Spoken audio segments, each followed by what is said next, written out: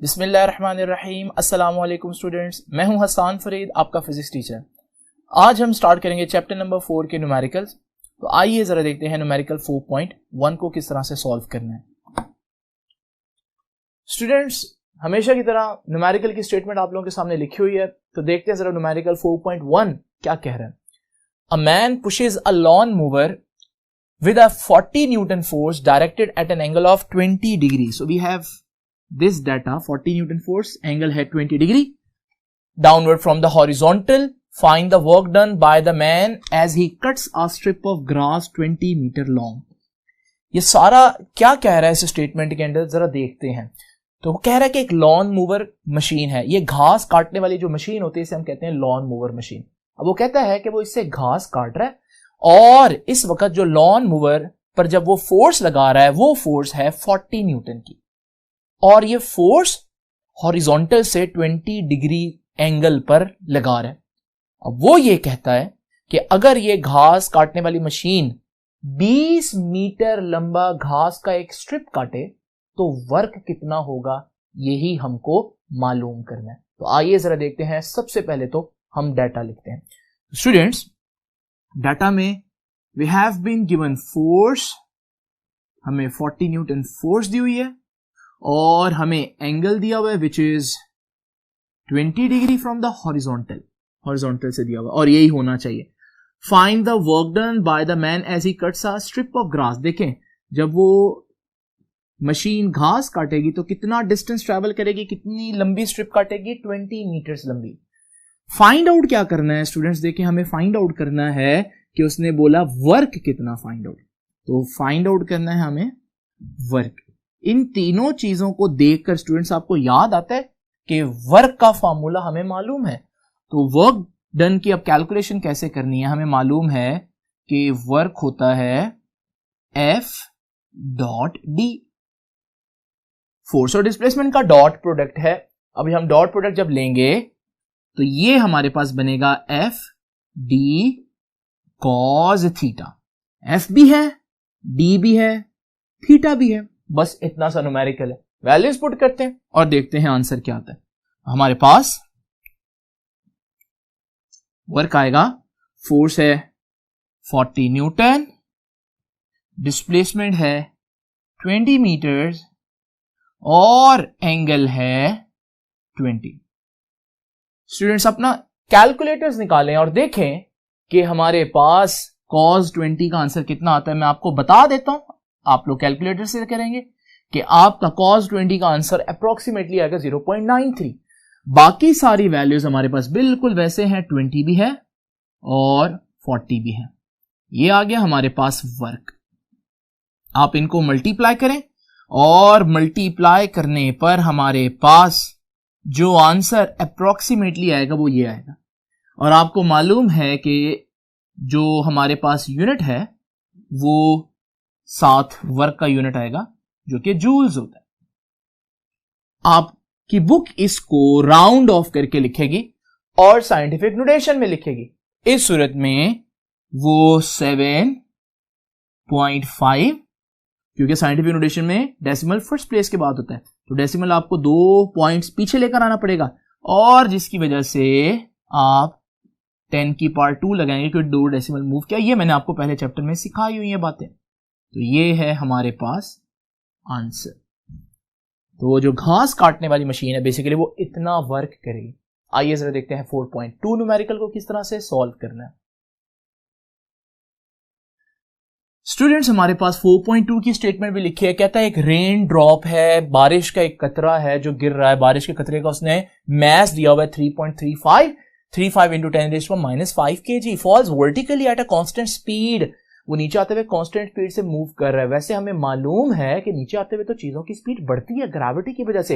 ये क्यों constant speed से मूव कर रहा है, उसकी रीजन ये है कि इसका मतलब कोई ना कोई फ्रिक्शन फोर्स है जो उसकी स्पीड बढ़ने से रोक रही है, और अभी उसका जिक्र भी आएगा।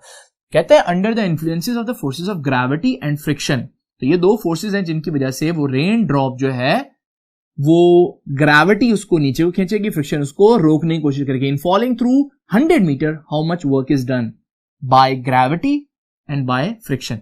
सबसे पहले गिवन डेटा देखिए जी, हमारे पास we have been given mass, तो मैस है जी रेन ड्रॉप का 35 into 10 raise to the power minus 5 kg। उसके बाद हमारे पास वो कह रहा है कि falling through a distance of 100 metre. अच्छा, वैसे जब कोई चीज ऊपर से नीचे आ रही हो अमूमन हम उसको हाइट कह देते हैं डिस्टेंस की बजाय, लेकिन डिस्टेंस कहना भी कुछ गलत नहीं है, तो मैं यहां पर डी ही बोल देता हूं। डी उसका वर्टिकल डिस्प्लेसमेंट है ऊपर से नीचे आते हैं। दोनों चीजें हमारे पास मालूम है। एक चीज जो उसने नहीं बताई लेकिन मुझे मालूम है वो क्या है, वो जी है। जब भी चीज ऊपर से नीचे आ रही हो तो उसमें एक्सेलरेशन होता है 9.8 मीटर पर सेकेंड स्क्वायर का। कंफ्यूजन से बचने के लिए मैं फिर भी डी को एक दफा एच लिख देता हूं, क्योंकि ये हमारे पास हाइट है, क्योंकि वो ऊपर से नीचे आ रहा है। अब जरा देखते हैं फाइंड आउट क्या करना है। How much work is done, work कितना हुआ। लेकिन दो सिचुएशंस में ग्रेविटी का कितना वर्क हो रहा है, फ्रिक्शन का कितना वर्क हो रहा है।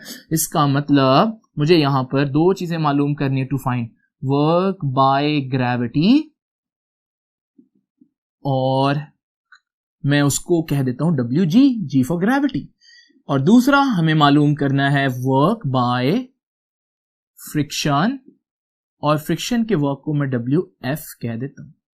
नाउ स्टूडेंट्स जरा देखते हैं ये दोनों वर्क में फर्क किस चीज का है। ये देखिए मैं यहां पर अलग-अलग ये दोनों वर्क फाइंड आउट करूंगा।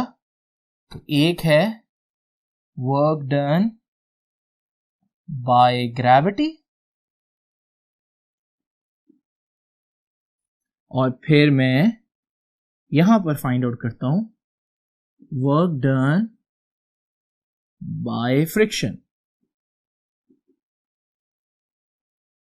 नाउ स्टूडेंट्स सबसे पहले तो आप ये देखिए कि वर्क डन बाय ग्रेविटी, इस सिचुएशन को देखते हैं। ये देखिए ये बारिश का जो कतरा है, वाटर ड्रॉपलेट जो है, ये नीचे गिर रहा है। जरा जल्दी से देखें कि ये किस फोर्स की वजह से नीचे गिर रहा है। ये अपने वेट की वजह से। तो उस वेट को, जिसको हम W भी कह सकते हैं, मैं उसको mg कह देता हूं। तो force of gravity is acting downward. और कतरा कहां आ रहा है, कतरा भी नीचे को आ रहा है। इसका मतलब डिस्प्लेसमेंट इज ऑल्सो डाउनवर्ड। और जब दो वेक्टर सेम डायरेक्शन में हो, फोर्स का भी और डिस्प्लेसमेंट का भी, तो उनके दरमियान एंगल कितना हुआ, उनके दरमियान एंगल थीटा 0 हुआ। इसका मतलब हम कह सकते हैं कि जब वर्क डन बाय ग्रेविटी की बात करनी है तो हमने थीटा जो है वो 0 पुट करना है। अच्छा, वर्क डन बाय फ्रिक्शन को भी देखते हैं। वो ही कतरा है। जब इसको फ्रिक्शन का सामना होगा तो हमें मालूम है friction is always opposite to the direction of motion. Friction का काम है रोकना। कतरा नीचे आना चाह रहा है तो फ्रिक्शन उसको रोकेगी, यानी फ्रिक्शन ऊपर को एक फोर्स लगाएगी। अब ये फ्रिक्शन जब ऊपर को फोर्स लगाएगी, आप देखिए तो फोर्स लग गई ऊपर, लेकिन कतरा अभी भी नीचे आ रहा है। इसका मतलब जो उसका डिस्प्लेसमेंट है वो डाउनवर्ड हुआ। तो फोर्स ऑफ फ्रिक्शन और डिस्प्लेसमेंट के दरमियान एंगल क्या बना, 180 डिग्री बना, क्योंकि बिल्कुल ऑपोजिट डायरेक्शन में है। इसका मतलब when you will find work done by friction, तो एक चीज जो आपको उसने वैसे नहीं बताई लेकिन आपको मालूम होनी चाहिए कि थीटा इस केस में 0 डिग्री और इस केस में 180 डिग्री हम लोगों को पुट करना है। आइए अब जरा वैल्यूज पुट करते हैं। देखिए वर्क का फॉर्मूला जैसे कि मैंने बताया क्या है, पिछले न्यूमेरिकल में भी देखा कि वर्क का फॉर्मूला है F डॉट डी, जिसको हम क्या लिख सकते हैं, F D cos थीटा। मजीद ये कि F क्या है, F तो फोर्स ऑफ ग्रेविटी है। और फोर्स ऑफ ग्रेविटी क्या होती है, फोर्स ऑफ ग्रेविटी तो होती है वेट यानी कि mg। D क्या है, डिस्टेंस, वो वर्टिकल डिस्टेंस, और वर्टिकल डिस्टेंस को मैं हाइट कह देता हूं। और साथ क्या है हमारे पास, cos of theta. Now you have to put the values. m कितना है, मैस है 3.35 into 10 raise to the power minus 5। g कितना है 9.8। हाइट कितनी, हाइट जी हमारे पास 100 मीटर है। बाकी रह गया कॉस थीटा, लेकिन थीटा कितना पुट करना है, मैंने अभी बताया थीटा तो 0 पुट करना है। तो फिर हमारे पास ये आ जाएगा कॉस 0, और कॉस 0 होता है स्टूडेंट्स 1, कॉस 0 1 होता है। तो अब हमारे पास फिर रह जाएगा वर्क का आंसर 0.0328 जूल्स। आप इसको अपने कैलकुलेटर से करें तो आपको पता चल जाएगा कि इसका आंसर 0.0328 जूल्स है। ये वो वर्क है जो कौन करवा रहा है, ये वो वर्क है जो ग्रेविटी करवा रही है। अब वो बात करता है वो कौन सा वर्क होगा जो फ्रिक्शन करवाएगी। वो वर्क भी सेम फॉर्मूला से ही कैलकुलेट होगा, लेकिन फर्क कहां आएगा वो भी देखते हैं। तो work is the dot product of force and displacement, और ये फॉर्मूला जब मैं एक्सपैंड करूंगा it will become F D cos theta. Now the thing is force क्या है, फोर्स तो वेट ही है, एम जी, डिस्टेंस क्या है, डिस्टेंस हाइट है, और बाकी रह गया थीटा। अब यहां पर फ्रिक्शन के केस में थीटा 180 पुट करना है। जब मैं थीटा 180 पुट करूंगा इट विल बिकम cos 180, और cos 180 स्टूडेंट्स -1 होता है।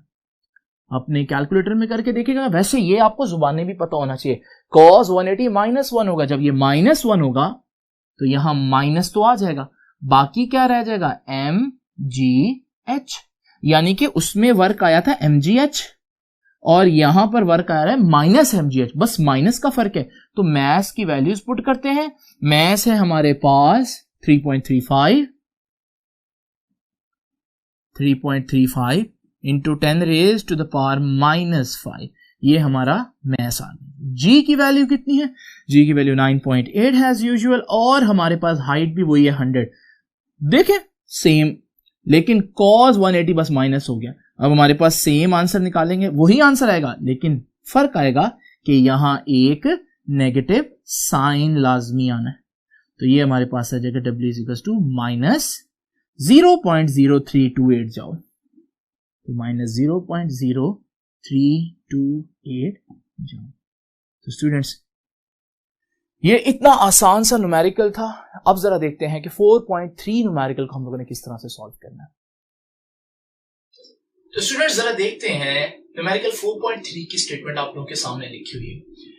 10 bricks each 6 centimeter thick and mass is 1.5 kg lie flat on a table। एक टेबल के ऊपर पड़ी हुई है ये सारी 10 की 10 ईंटें। How much work is done? कितना वर्क चाहिए होगा to stack them one on the top of another। अगर हमने एक के ऊपर दूसरी ईंट और दूसरे के ऊपर तीसरी और इस तरह से 10 ईंटें जोड़नी हो, स्टैक करना एक दूसरे के ऊपर, तो फिर हमें कितना वर्क चाहिए। जरा इसको पहले मैं गिवन डाटा लिखता हूं, फिर हम देखते हैं इस न्यूमेरिकल को कैसे सॉल्व करना है। देखिए स्टूडेंट्स, सबसे पहले तो गिवन डाटा में हमें 10 ब्रिक्स दी हुई है। एक ब्रिक जो है उसका जो थिकनेस है वो दी उसने 6 सेंटीमीटर। लेकिन जरा आप इमेजिन करें, जब मैं एक ईंट के ऊपर दूसरी ईंट जोड़ूंगा तो जो ईंट की थिकनेस होगी वो वैसे तो थिकनेस होगी, लेकिन दूसरी ईंट के लिए तो वो हाइट होगी जो उसने कवर करना है। जैसे कि यहां पर देखें, अगर ये एक ईंट है तो जब दूसरी ईंट को इसके ऊपर जोड़ना है तो कितना ऊपर लेकर जाना है दूसरी ईंट को, जितना पहले ईंट की थिकनेस है, पहली ब्रिक की थिकनेस जितनी है। तो इसका मतलब है तो ये थिकनेस, लेकिन मैं इसको आपके सामने एच लिखूंगा क्योंकि बाकी ईंटों के लिए ये हाइट है 6 सेंटीमीटर। आप जानते सेंटीमीटर सही यूनिट नहीं, आपको 100 से डिवाइड करना पड़ेगा, फिर ये आएगा मीटर्स में। तो ये बन जाएगा हाइट इसकी 0.06 मीटर्स हाइट आ गई। मैस एक ईंट का कितना दिया हुआ है जी, 1.5 kg। फाइंड आउट क्या करना है, हाउ मच वर्क, कितना वर्क लगेगा इनको जोड़ना। स्टूडेंट जरा देखिए, ये वो टेबल है जिसके ऊपर 10 की 10 ईंटें पड़ी हुई हैं। इन सबको एक दूसरे के ऊपर जोड़ना है। हमें मालूम है अगर मुझे टोटल वर्क फाइंड आउट करना है तो मैं क्या करूंगा, सारी ईंटों का, सारी ब्रिक्स का अलग अलग वर्क फाइंड आउट करूंगा। अब मजे की बात यह है कि जो पहली ईंट है उसको तो मैं हिलाऊंगा ही नहीं, तो उसके ऊपर दूसरी रखूंगा, यानी कि जो पहली ईंट है उसके लिए वर्क कितना हुआ, W1, तो उसके लिए वर्क हुआ 0। पहली ईंट जहां है उसको वहीं पड़ी रहने। लेकिन दूसरी ईंट को रखने के लिए मुझे पहली ईंट के ऊपर लेकर आना होगा और दूसरी ईंट को मुझे उतनी हाइट तक उठाना पड़ेगा जितनी पहली ईंट की थिकनेस है। जब मैं इतनी हाइट तक उठाऊंगा तो आपको पता है कितना हाइट पर मैंने उसको उठाया, एच हाइट पर। तो हमारे पास जो दूसरी ईंट है उसके लिए वर्क हुआ mgh। h वो हाइट है जो एक ईंट की। अब दो ईंटें जुड़ गई, अब इनकी टोटल हाइट कितनी होगी, 2h। अब मैं तीसरी ईंट को जब इसके ऊपर लिखूंगा तो तीसरी ईंट दो हाइट जितना डिस्टेंस कवर करेगी वर्टिकली। तो इसका मतलब तीसरी ईंट के लिए जो वर्क होगा वो होगा 2mgh। अब 3 ईंटें जुड़ गई और हमारे पास 3 ईंटों की हाइट होगी 3h। जब फोर्थ ब्रिक जो है इसके ऊपर रखी जाएगी तो वो 3 हाइट्स जितना ऊपर रखी जाएगी, यानी कि चौथी ब्रिक के लिए जो वर्क होगा वो 3 mgh होगा। और इसी तरह पांचवी के लिए उसको 4 ईंटों पर रखेंगे तो 4 mgh। इसी तरह हमारे पास 6th ब्रिक के लिए छठी ब्रिक को 5 ईंटों पर रखना है तो 5 mgh, 7वीं को 6 पर रखना है तो 6 mgh, 8वीं ब्रिक को 7 ईंटों के ऊपर रखना है तो 7 mgh, 9th ब्रिक को 8 ब्रिक्स के ऊपर रखना है तो 8 mgh। इसी तरह जो लास्ट ब्रिक होगी उसको 9 ब्रिक्स के ऊपर रखना है तो 9 mgh। तो टोटल वर्क कैसे निकालूंगा मैं? बड़ी सिंपल सी बात है, ये सारे वर्क्स जो आए हैं मैं इनको क्या कर दूंगा, ऐड कर दूंगा। तो जरा देखिए टोटल वर्क आ जाएगा students W1 plus W2 W3 4 5 6 7 8 9 and 10।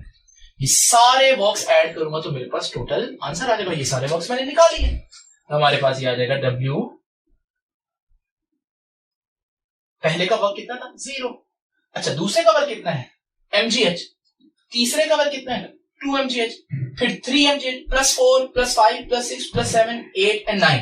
अगर मैं इन सारों को ऐड करूं मैं एक साथ लिख सकता हूं, आप करके देखिएगा, ये बनेगा 45 mgh।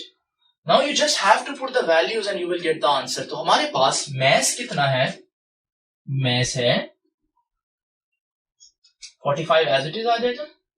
मैस है एक ब्रिक का 1.5 kg।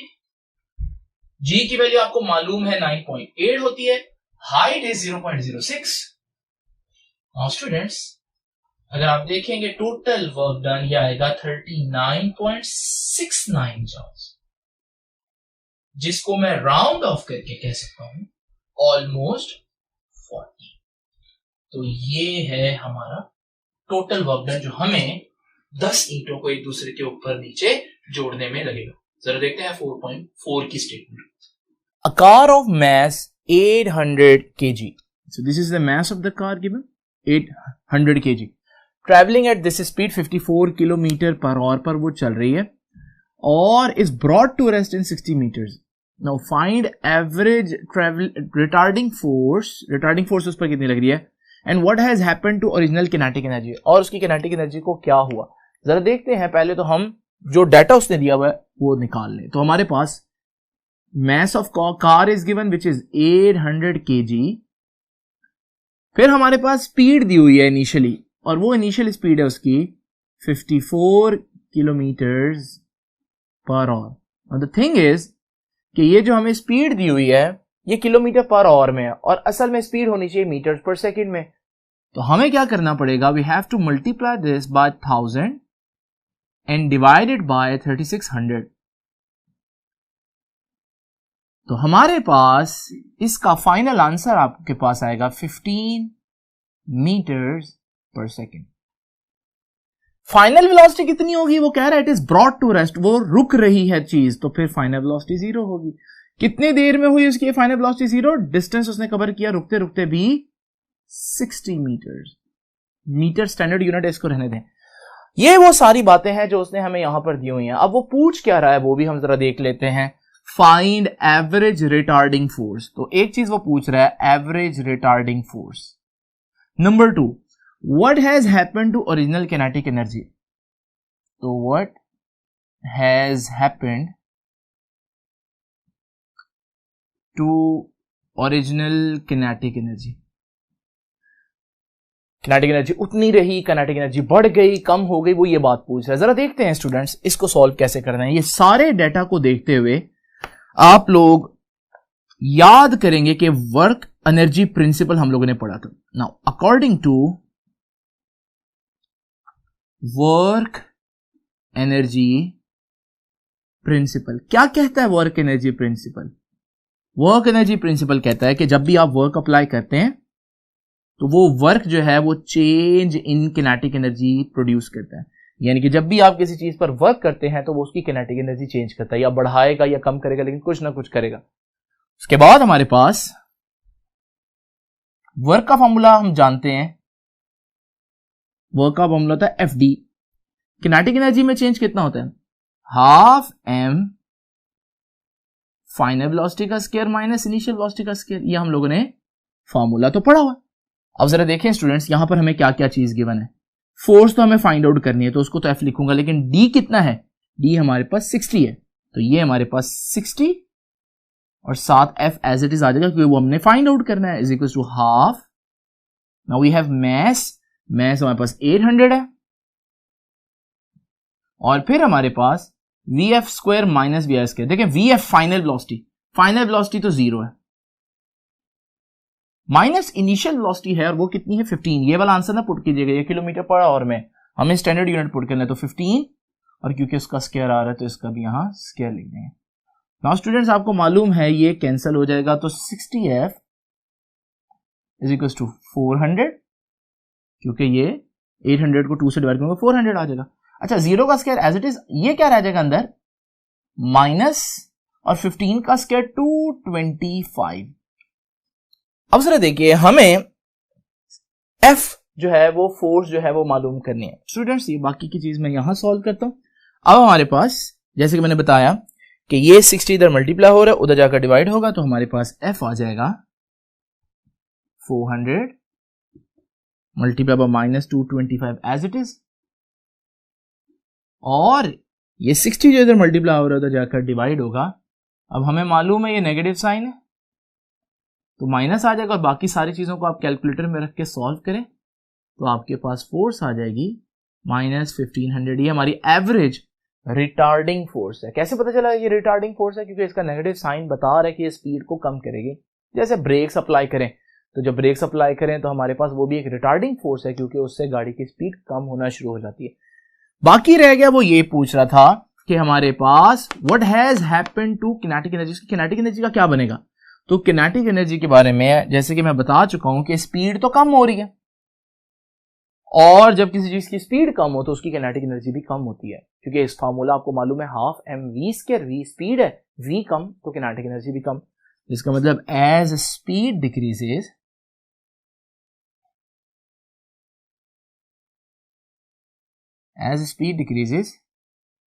Kinetic energy also decrease. तो वो पूछे किनेटिक एनर्जी का क्या बनेगा, तो किनेटिक एनर्जी कम होगी। तो ये था हमारे पास न्यूमेरिकल 4.4। आइए जरा देखते हैं 4.5 की स्टेटमेंट को। नाउ स्टूडेंट्स, 4.5 की स्टेटमेंट को एक दफा पढ़ते हैं। 1000 kg automobile at the top of an inclined 10 meter high and 100 meter long is released and rolls down to hill. What is its speed at the bottom of incline if the average retarding force due to friction is 480 newtons? जरा देखते हैं ये इस पूरी statement के अंदर क्या कह रहा है। वो बेसिकली कह रहा है कि हमारे पास एक इंक्लाइन प्लेन है। इंक्लाइन प्लेन क्या होता है? एक ऐसी सरफेस जो हॉरिजॉन्टल ना हो। वो कोई पहाड़ भी हो सकता है, वो कोई और भी चीज हो सकती है। अब वो कहता है उस इंक्लाइन प्लेन के ऊपर हमारे पास एक ऑटोमोबाइल है उसके बिल्कुल टॉप पर, और उस ऑटोमोबाइल का जो मैस है वो 1000 kg। तो हमारे पास वो 1000 kg उसका मैस है। अब इस पॉइंट पर क्योंकि ये रुकी हुई है, तो हमारे पास हम कह सकते हैं इसकी इनिशियल वेलोसिटी कितनी हुई? 0 हुई। लेकिन हमें मालूम है इस वक्त इसके पास क्या है? इसके पास है पोटेंशियल एनर्जी या ग्रेविटेशनल पोटेंशियल एनर्जी। अब ये जो ग्रेविटेशनल पोटेंशियल एनर्जी है, जैसे जैसे अब ये नीचे को मूव करेगी, आहिस्ता आहिस्ता स्पीड पकड़ेगी, यानी कि इसके पास किनेटिक एनर्जी आ रही है। कहां से? वही इसकी gravitational potential energy kinetic energy में चेंज हो रही है। अब जब ये किनेटिक एनर्जी बनती जाएगी, हमारे पास एक वक्त आएगा जब वो बिल्कुल एंड पर पहुंचेगा, उसके पास बहुत ज्यादा स्पीड होगी, और वो कहता है यही स्पीड बताएं कि कितनी होगी। तो हमें क्या फाइंड आउट करना है? We have to find out the final speed of the car. अब जरा दूसरी इंपॉर्टेंट बात देखिए, हमारे पास यहां एक तो था आइडियल केस, अगर इस इंक्लाइन प्लेन की फ्रिक्शन ही ना होती तो फिर तो जितना आपका पोटेंशियल एनर्जी कम हुई उतनी ही किनेटिक एनर्जी बढ़ गई, law of conservation of energy. मगर यहां पर वो कह रहा है कि देयर इज फ्रिक्शन, तो 480 न्यूटन जो है वो फ्रिक्शन फोर्स है, और अगर फ्रिक्शन फोर्स इतनी है तो फिर हमारे पास जो उसकी ओरिजिनल एनर्जी है उसका कुछ हिस्सा इस फ्रिक्शन के अगेंस्ट वर्क करने में भी यूज होगा। तो आइए जरा देखते हैं इस क्वेश्चन को कैसे सॉल्व करना है। देखिए गिवन डाटा सबसे पहले तो हमें लिखना पड़ेगा। हमें मालूम है कि मास है 1000 kg। हमें यह भी मालूम है कि उस इंक्लाइन प्लेन की जो हाइट है वो 10 मीटर्स है और उसकी जो लेंथ है वो है, जिसे मैं डिस्टेंस कह देता हूं, वो 100 मीटर है। Is released. अब वो देखते हैं, वो कहते हैं what is its speed at the bottom of the incline plane. हमें क्या मालूम करना है? Final speed. फाइनल स्पीड जो है वो हमें मालूम करनी है। इनिशियल स्पीड उसने दी हुई है, इनिशियल स्पीड उसने बोला है कि 0 है क्योंकि रेस्ट पर है। लेकिन जो नई चीज यहां ऐड हुई है वो क्या है? वो है फ्रिक्शनल फोर्स। कि फ्रिक्शनल फोर्स कितनी है? 80 न्यूटन। 480 न्यूटन। और हमें मालूम क्या करना है जी? टू फाइंड, हमें फाइनल वेलोसिटी फाइंड आउट करनी। नाउ स्टूडेंट्स, यहां हमारे पास लगेगा law of conservation of energy. तो लॉ ऑफ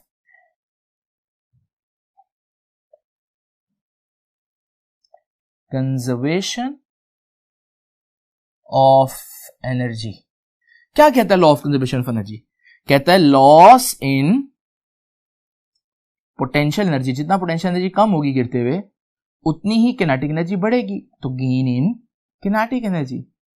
आइडियल केस में बच्चों, यहां नहीं, क्योंकि यहां फ्रिक्शन है, तो इसका मतलब पोटेंशियल एनर्जी का कुछ हिस्सा वर्क अगेंस्ट फ्रिक्शन, कुछ हिस्सा फ्रिक्शन के अगेंस्ट वर्क करने में भी यूज होगा। जरा देखते हैं पोटेंशियल एनर्जी कितनी है। पोटेंशियल एनर्जी का फार्मूला हमें मालूम है, M G H. Kinetic energy का formula half M V square. Work क्या होता है? F D. लेकिन ये वर्क अगेंस्ट फ्रिक्शन है। फ्रिक्शन की फोर्स को मैं बजाय कैपिटल एफ के मैं स्मॉल एफ से रिप्रेजेंट करता हूं। अब हमें मालूम क्या करना है? हमें फाइनल वेलोसिटी मालूम करने में वेलोसिटी। तो हम V square half M V square की इस पूरी टर्म को एक तरफ रखते हैं, ये इधर रहेगी, एफ डी उधर जाकर माइनस हो जाएगा एम जी एच में से, तो M G H minus F D. Values put करते हैं बेटा। हाफ एम मैस है, मैस 1000 है, और v तो हमें फाइंड आउट करना है, उसको एज इट इज लिख देते। फिर m 1000, g 9.8, हाइट है 10 मीटर्स। ये एक चीज होगी।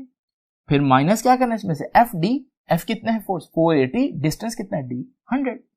तो 480 इंटू 100। ये एक चीज। स्टूडेंट सॉल्व करते हैं। पहले तो इसको देखें, 2 और 1000 आपस में कट जाएंगे, तो हमें मालूम है यहां 1000 को जब 2 से डिवाइड करूंगा तो 500 आ जाएगा। ये आ गया 500। यहां देखिए स्टूडेंट्स, 9.8 को जब मैं 10 से मल्टीप्लाई करूंगा 98 बन जाएगा, और जब मैं 1000 से मल्टीप्लाई करूंगा तो 98,000 बन जाएगा। और ये जो 500 के साथ जो v का स्क्वायर है, इसको मैं एज इट इज लिख रहा हूं, और फिर हमारे पास ये माइनस साइन, और 480 इंटू 100, एक सिर्फ 0 इसका, 2 0 इसके, तो 3 हो जाएंगे, तो 48,000। Now students 500 v square as it is, 98 में से 48,000 निकालेंगे तो हमारे पास रह जाएगा 50,000।